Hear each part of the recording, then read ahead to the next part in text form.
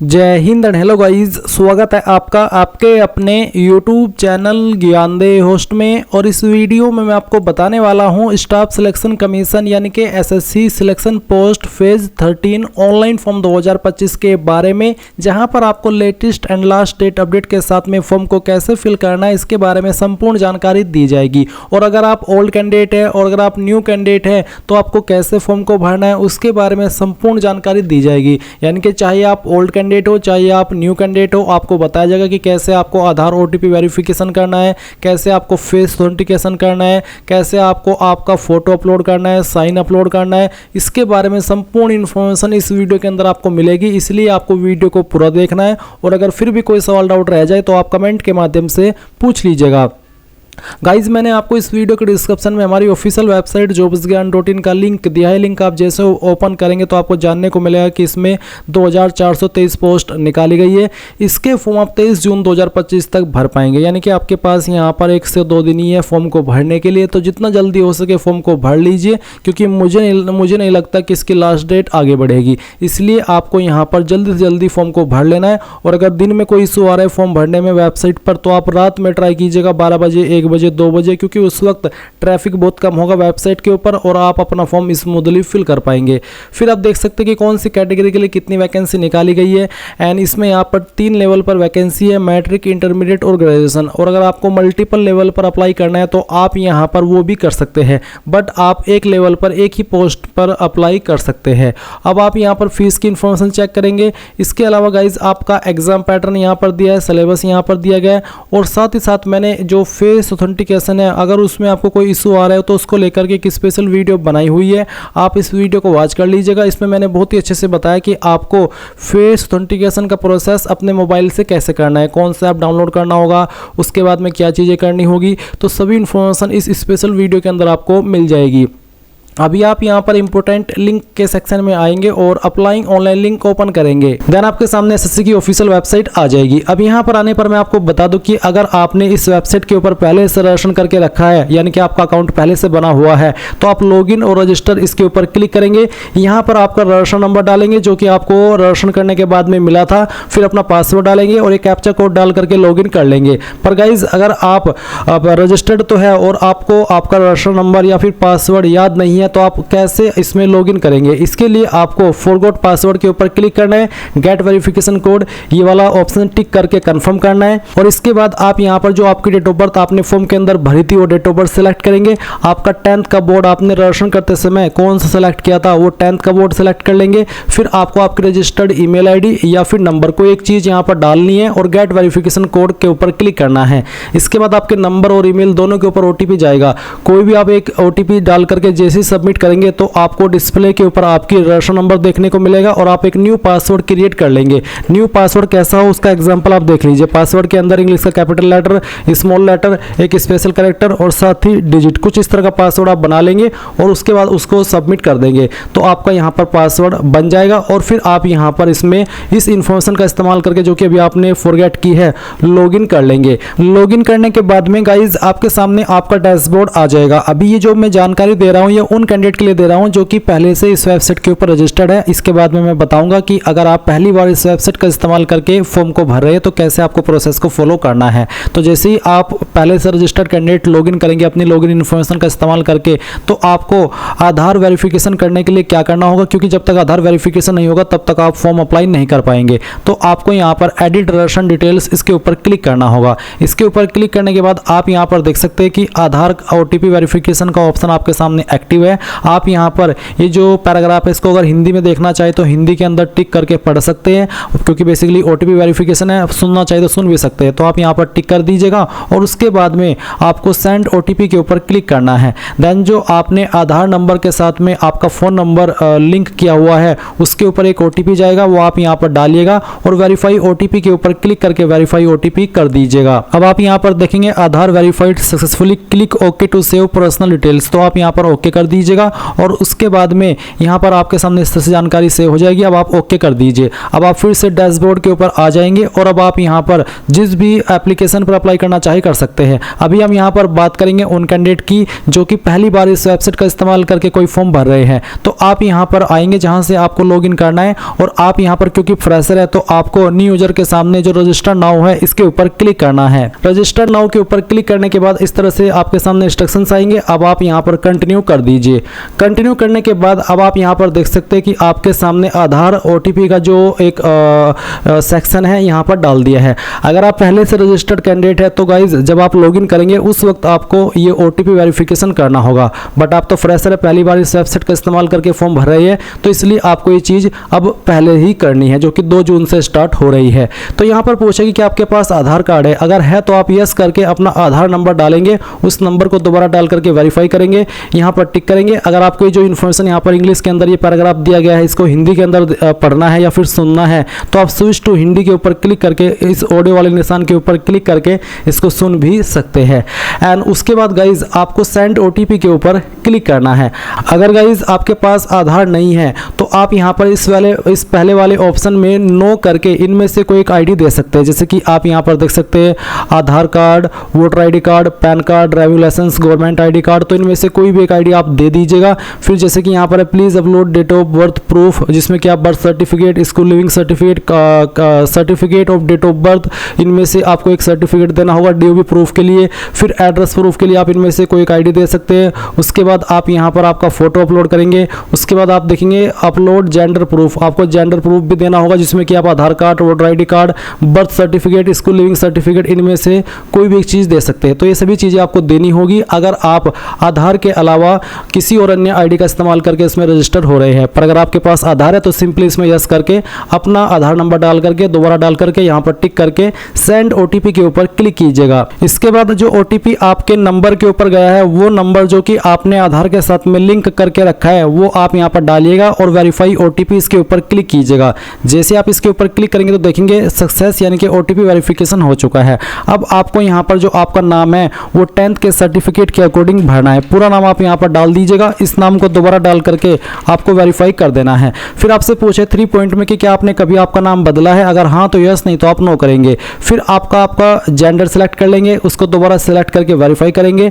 And then जो आपकी date of birth है ये आपको यहाँ पर एंटर करनी है। डेट ऑफ बर्थ भी आपके 10th के सर्टिफिकेट के अकॉर्डिंग होनी चाहिए। इसके बाद में गाइज आप यहाँ पर वेरीफाइड डेट ऑफ बर्थ में दोबारा से अपनी डेट ऑफ बर्थ सेलेक्ट करेंगे और उसको वेरीफाई कर देंगे। फिर आपका जो फादर नेम है वो भी आपको डालना है 10th के सर्टिफिकेट के अकॉर्डिंग ही और उसको दोबारा डाल करके वेरीफाई करना है। फिर आप मदर नेम डालेंगे 10th के सर्टिफिकेट के अकॉर्डिंग और दोबारा डाल करके वेरीफाई कर दीजिएगा। 8 पॉइंट है matriculation 10th class education board, आपने आपकी 10वीं किस बोर्ड से की है। यहाँ पर आपको काफ़ी सारे बोर्ड देखने को मिल रहे हैं तो इनमें से जो भी आपका बोर्ड है वही बोर्ड आपको यहाँ पर सिलेक्ट कर लेना है। ये बोर्ड सिलेक्ट करने के बाद में आप यहाँ पर देखेंगे 9 पॉइंट रोल नंबर का, तो जो आपका रोल नंबर है वो भी आपको 10th के सर्टिफिकेट के अकॉर्डिंग यहाँ पर भरना है। और आपको बोला कि roll code is given in your matriculation certificate then enter roll code, यानी कि अगर आपके 10वीं के सर्टिफिकेट के ऊपर रोल कोड है तो आप यहाँ पर रोल कोड भी दे सकते हैं। तो बेसिकली अगर रोल नंबर है तो रोल नंबर डाल दीजिए, रोल कोड है तो रोल कोड डाल दीजिएगा और उसको दोबारा डाल करके वेरीफाई कीजिएगा। फिर आता है ईयर ऑफ पासिंग, किस साल के अंदर आपने आपकी 10वीं पास कर ली थी वो साल आप यहाँ पर सेलेक्ट कर लेंगे, उसको दोबारा सेलेक्ट करके आपको यहाँ पर वेरीफाई कर देना है। 11 पॉइंट है highest level of education qualification, वो आपकी क्वालिफिकेशन जो कि आपने कंप्लीट की हो। अगर आप अभी कोई क्वालिफिकेशन कर रहे हैं जैसे कि डिप्लोमा, ग्रेजुएशन, तो आप उसको सेलेक्ट ना करिएगा, आप वही क्वालिफिकेशन सेलेक्ट करिएगा जो कि आपकी कंप्लीटेड है। उसके बाद आप देखेंगे कैंडिडेट्स मोबाइल नंबर, आप आपका मोबाइल नंबर डालिए जो कि आप रजिस्टर करना चाहते हैं। और फिर जैसे कि मैं यहाँ पर आपको नंबर डाल करके दिखाता हूँ, तो चलिए हम यहाँ पर एक नंबर एंटर कर देते हैं। तो आप यहाँ पर जैसे ही नंबर डालेंगे आपको सेंड ओटीपी का ऑप्शन देखने को मिलेगा, आप इसके ऊपर क्लिक कीजिएगा और उसके बाद में गाइज आपके नंबर के ऊपर ओटीपी जाएगा, वो ओटीपी आप यहाँ पर डाल दीजिएगा। फिर आप आपकी ईमेल आईडी डालेंगे और जैसे ही आप ईमेल आईडी फिल करेंगे तो सेंड ओटीपी का ऑप्शन मिलेगा, आप जैसे उसके ऊपर क्लिक करेंगे तो आपकी ईमेल के ऊपर भी ओटीपी चला जाएगा। फिर आप वो ओटीपी भी यहाँ पर डाल देंगे। उसके बाद जो भी जानकारी आपने यहाँ पर भरी है उन सभी को चेक करेंगे और सेव एंड नेक्स्ट के ऊपर क्लिक कर देंगे। एंड देन गाइज आप यहाँ पर देखेंगे success personal detail submitted successfully. अब आपको यहाँ से ओके करना है और ओके करने के बाद में आपको आपका रजिस्टर नंबर मिल चुका है। ये नंबर आपको नोट कर लेना है क्योंकि ये आपको फ्यूचर में बहुत काम आएगा। एसएससी का कोई भी फॉर्म भरने के लिए। तो अब आपको यहाँ पर क्या करना है, आपको कंटिन्यू के ऊपर क्लिक करना है। अब गाइस यहाँ पर आपके सामने कुछ ऐसा इंटरफेस आएगा, तो आपको यहाँ पर आपका रजिस्टर नंबर डालना है जो कि अभी आपको मिला है, और फिर आपको यहाँ पर आपका पासवर्ड ईमेल के माध्यम से सेंड कर दिया है, वो पासवर्ड आप यहाँ पर डालेंगे।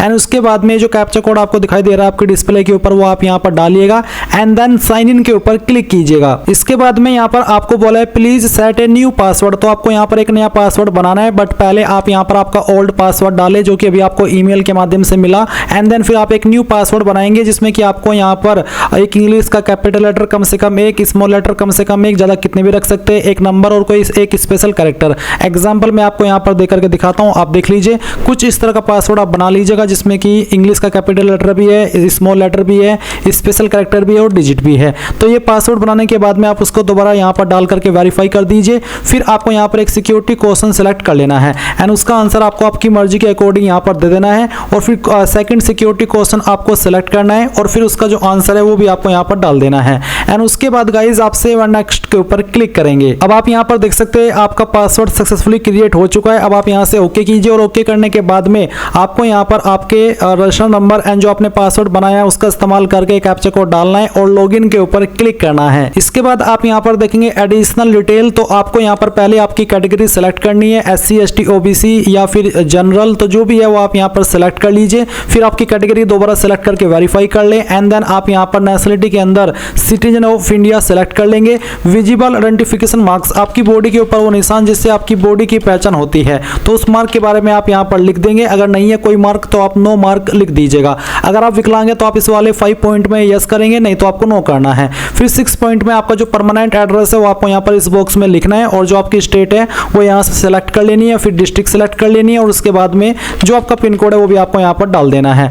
एंड देन अगर आपका प्रेजेंट और परमानेंट एड्रेस एक है, अलग अलग नहीं है, तो आप यहाँ पर यस कर देंगे, और इसके बाद में आपको सेव एंड नेक्स्ट के ऊपर क्लिक करना है। अब ये जानकारी भी आपकी सेव हो जाएगी। अब आपको यहाँ पर ओके करना है, और ओके करने के बाद में आपके सामने डिक्लेरेशन है, तो आप यहाँ पर टिक कीजिए, और इसके बाद में अगर आपने जो भी जानकारी भरी उनको चेक करना चाहते हैं तो आप यहाँ पर प्रीव्यू OTR इसके ऊपर क्लिक करके सभी जानकारी को चेक कर लें, और जब आपको लगे कि सभी जानकारी सही है तो वो भी आप यहाँ से डिक्लेयर के ऊपर क्लिक करके इस OTR को सबमिट कर देंगे। नहीं तो आप यहाँ से प्रिंट लेना चाहे तो आप वो भी ले सकते हैं। एंड देन फिर आप डिक्लेयर के ऊपर क्लिक कर दीजिए। इसके ऊपर क्लिक करने के बाद देखेंगे डिक्लेरेशन सबमिटेड सक्सेसफुली। अब आप यहाँ से ओके कर दीजिए। अब गाइस जैसे ही आपका रजिस्ट्रेशन कंप्लीट हो जाए तो आप यहाँ पर लाइव एग्जामिनेशन के सेक्शन के अंदर सिलेक्शन पोस्ट फेज 13 2025 देखेंगे, तो आपको यहाँ पर अप्लाई पर क्लिक करना है। इसके ऊपर क्लिक करने के बाद इस तरह से इंस्ट्रक्शंस आएंगे, आप इन सभी को चेक करेंगे और फिल फॉर्म के ऊपर क्लिक करेंगे। अब जो आपने इन्फॉर्मेशन पर्सनल डिटेल की भरी थी OTR करते समय, रजिस्ट्रेशन करते समय,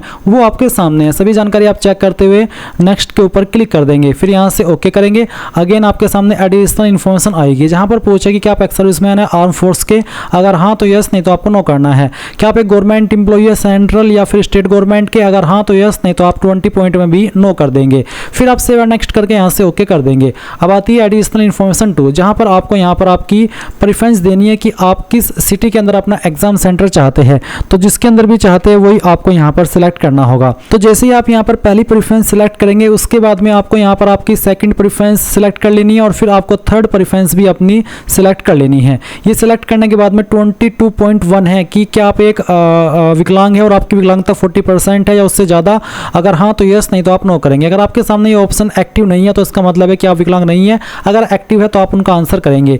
एक क्वेश्चन है कि 22.3 में do you have physical limitation to write as per para 9.2 और 9.3। बेसिकली एक लिमिटेशन होती है कि अगर आप इस तरह के विकलांग है जहाँ पर आपको लिखने में प्रॉब्लम होती है और आपको उसके लिए स्क्राइब चाहिए, अगर आप ऐसे कैंडिडेट है तो आप यस करेंगे, नहीं तो आप इस ऑप्शन में भी नो कर देंगे और सेव एंड नेक्स्ट के ऊपर क्लिक करेंगे। अब यहाँ से ओके करेंगे।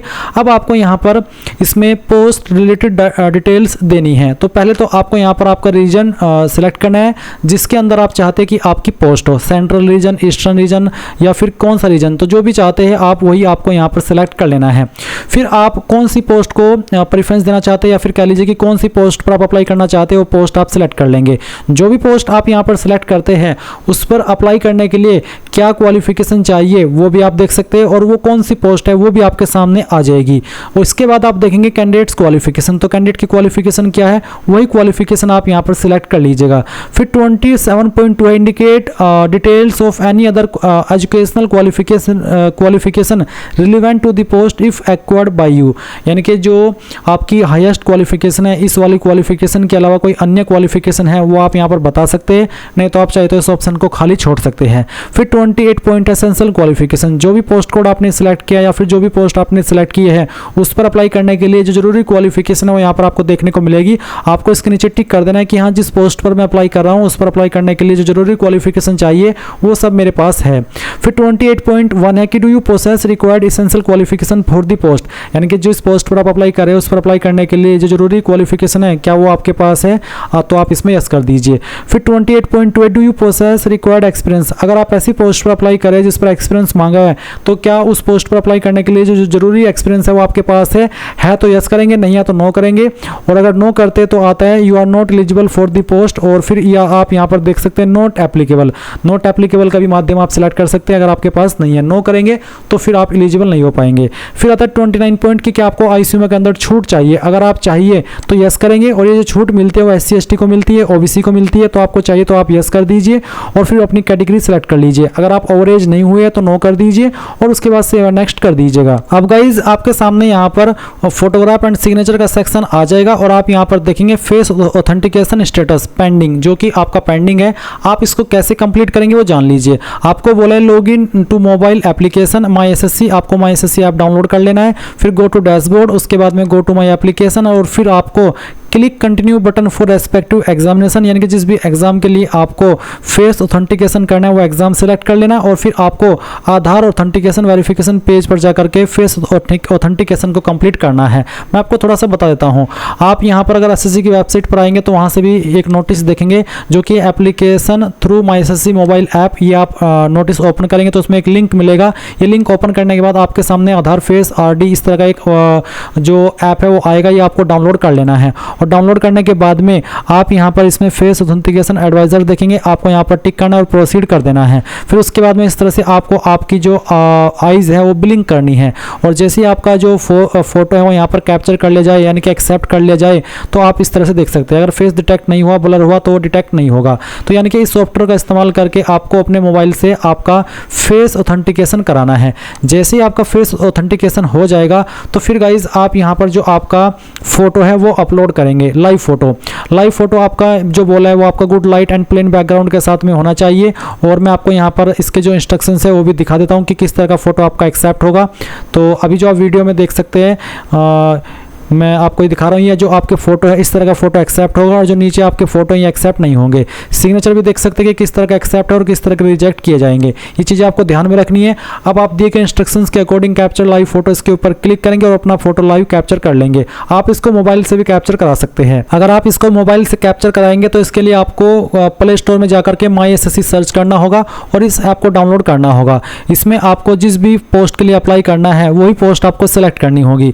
आपको मैं एक बार दिखा देता हूँ कि किस तरह से, जैसे कि यहाँ पर सिलेक्शन पोस्ट फेज 13 2025 आप देख पा रहे हैं। आप यहाँ पर अप्लाई के सेक्शन पर आकर के इसमें माई एप्लीकेशन के सेक्शन, अगर आपने बाकी का प्रोसेस अपने कंप्यूटर से कंप्लीट किया है तो फिर आपको माई डैशबोर्ड से माई एप्लीकेशन के सेक्शन में जाना होगा और फिर वहाँ पर आपका फॉर्म कंटिन्यू करके इस वाले इंटरफेस पर आकर के अपना जो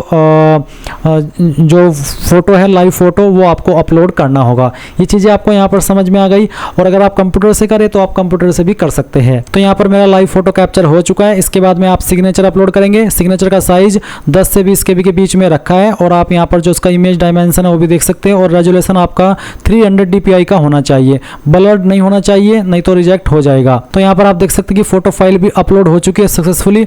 अब आप यहाँ पर सेव एंड नेक्स्ट के ऊपर क्लिक करेंगे।